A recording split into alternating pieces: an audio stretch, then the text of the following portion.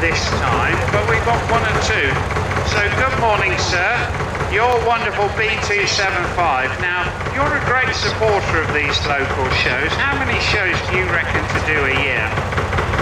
About 4 a year, actually. I've got as many reasons I did when I had Jim with me on the chat booth. You did say there was another double engine that's on there. But I do love it. So a little bit of help from a nice safety conscious lot of drivers and of course you the general public. So just be aware of them moving around the ring. The next thing in the ring is our wonderful steam engine.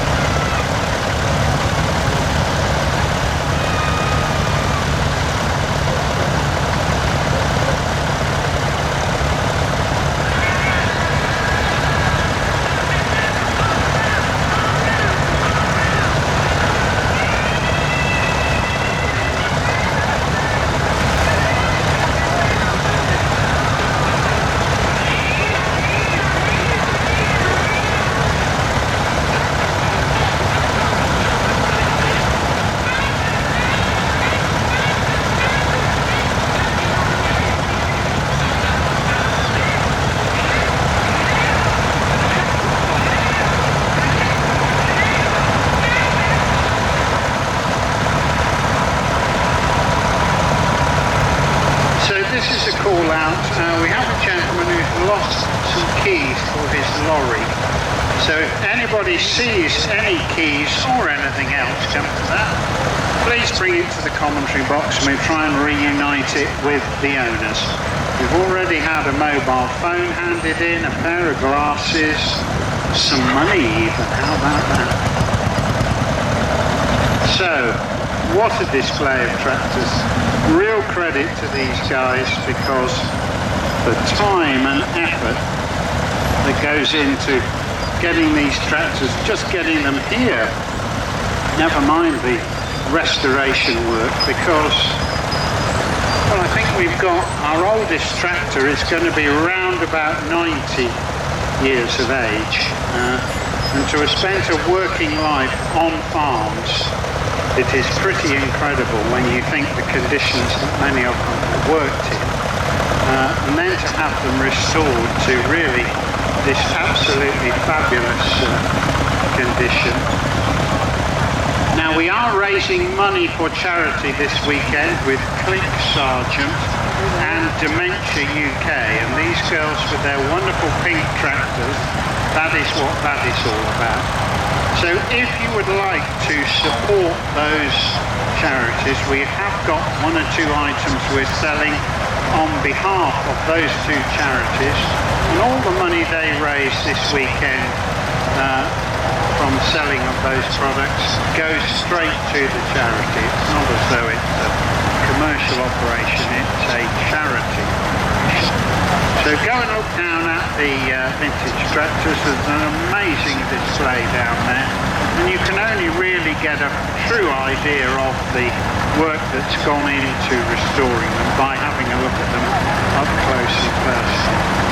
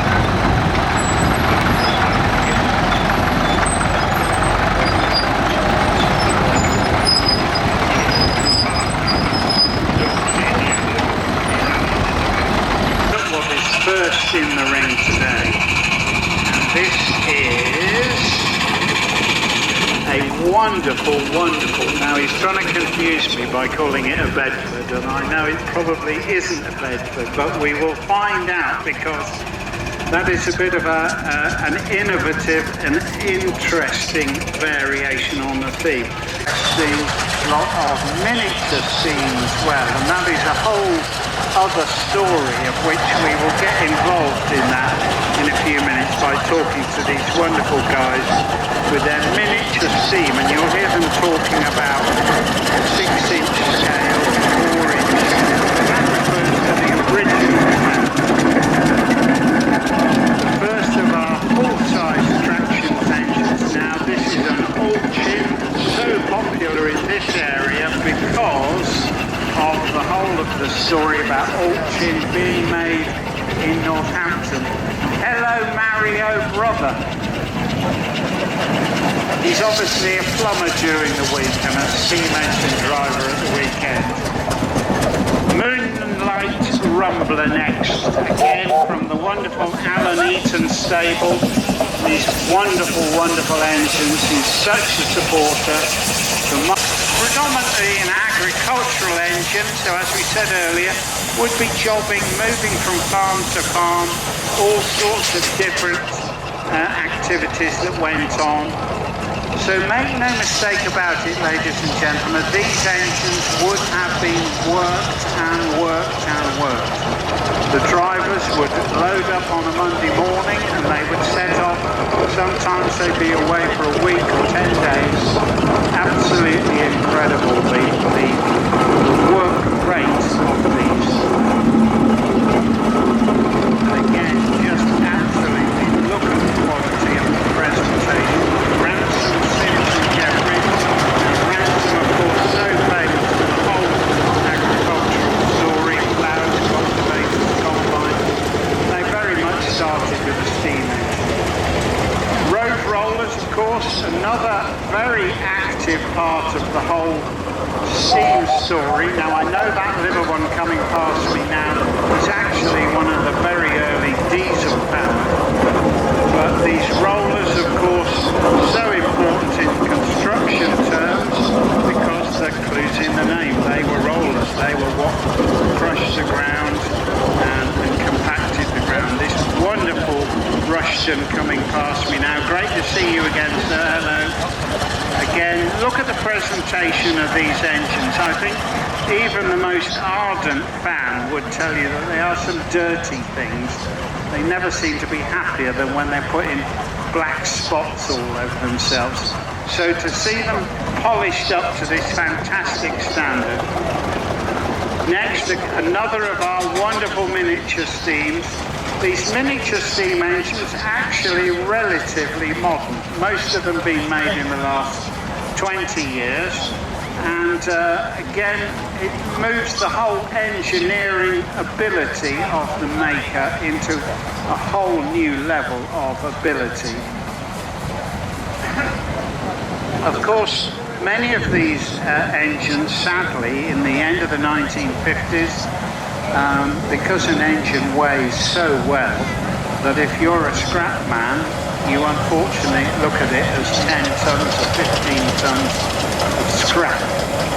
And all these original engines were, at the end of the 1950s, they were on a knife edge. I had an amazing conversation with a gentleman the other day who had a ploughing engine, one of a pair, and he said, well, this one survived because it was in such an appalling state that we dared to drive it to the scrapyard. The good one, we did actually drive to the scrapyard, and £35 they chopped it all up, and that was the end of it. The one he managed to bring to this show has been stood in a farmyard for 35 years. So again, some fascinating stories with all these engines. Another of these wonderful Altchins. This is a local engine. So nice to see these guys here because they're really quite passionate about their wonderful Altchin. That whole Northampton connection makes this such an interesting engine for this area. So great to see you two again this weekend. Thank you for coming. brilliant. And just to put it in context, you don't just jump on your steam engine and drive it in the ring. These would have been lit probably 2 or 3 hours ago. Now this wonderful John Fowler of Leeds engine, just have a look at that, absolutely stunning. Now that is decked out very much as a showman's engine. That big lump on the front there, that is the generator. So as I said, this would have set the showman's, I don't know what, the merry-go-rounds or whatever. And then you slip that belt over the main flywheel and you have electrical power. Look at this fantastic Foden coming in the ring. So nice to see these guys here again with a very, very rare and unusual Foden C-type steam story on. And they developed the concept of the steam lorry, which had suspension, had pneumatic tyres, and certainly just after the war proved to be a very successful concept. That one is rigged up with a massive great winch underneath it, which probably meant it served its time perhaps in a forestry application or some application over and above just being a heavy haulage. Now the wonderful Jimmy B, and again just have a look at that. What an absolute feast for the eye that is. Really great to see these stunning engines here.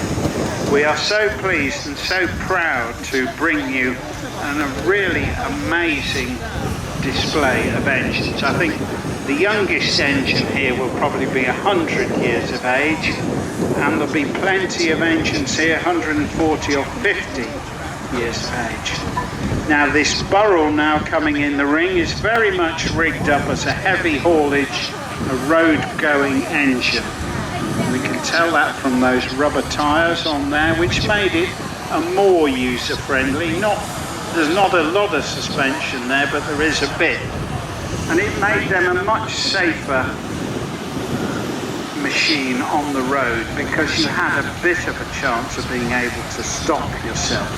Because obviously towing, pulling heavy weights is a hugely important part of the story, but it's not as important as being able to stop it as well. Yet more of these wonderful, wonderful miniature steam engines, and just an absolute feast for the eyes, because from a technical standpoint we are talking about a very, very faithful reproduction of the originals. And it is extraordinary that the original plans for the full-size steam can then be scaled down to recreate these absolutely word-perfect imitations of the original. So you will hear them talking about a 4-inch or a 6-inch or an 8-inch. Well, that refers to the original 1-foot plan. So a 6-inch, of course, by definition, is half the size. But that still means that these miniature steam are all different sizes because, of course, they're copying the originals, which were different sizes. So you can have a situation where you have an inherently small original engine, which scaled down makes a very small engine. Likewise, some of the really massive ploughing engines, they of course scale down to still quite a big miniature steam. Many of the drivers, although not exclusively of the miniature steam, have actually reconstructed these engines. And the engineering skills, the challenge that has gone in to producing these is just an extraordinary thing. And it really takes that whole engineering art form. I mean, we've moved away from purely a commercial project to really something, a thing of great beauty, and really you can see a hugely impressive demonstration of the engineer's work. Now, my goodness, ladies and gentlemen, just look at the numbers of people here supporting us this weekend. Absolutely wonderful to see. And still they're coming in the ring. It is pretty incredible. As the end of the steam parade, in probably about 20 minutes, we are going to offer you, ladies and gentlemen, the opportunity to have a go at driving a full-size steam engine. Pretty well unique, I think, the opportunity that we let the general public come up on the footplate, come and have a go at driving a full-size engine. Obviously the driver's up there with you, but an incredible opportunity for boys and girls, mums and dads, everybody to come and have a go at driving a magnificent steam engine, steamroller. So, and still they come. Look at this wonderful, wonderful fire engine. Absolutely incredible to see that. Rigged up as very much faithful to the original. Really quite incredible to see that. And the enthusiasm, when we talk to these guys, the enthusiasm they have for these wonderful engines is quite extraordinary, and it's such good fun talking to them, because basically they are very, very proud of these. Tell me what this wonderful example is. This is a 9-inch Foden that came out 10 3/4 inches to incorporate my large stomach. I gave it a little bit of width so I could use it. I can stand up in the cab without banging my head, hence why instead of saying Foden on the front, it says Mason, as I built it to fit.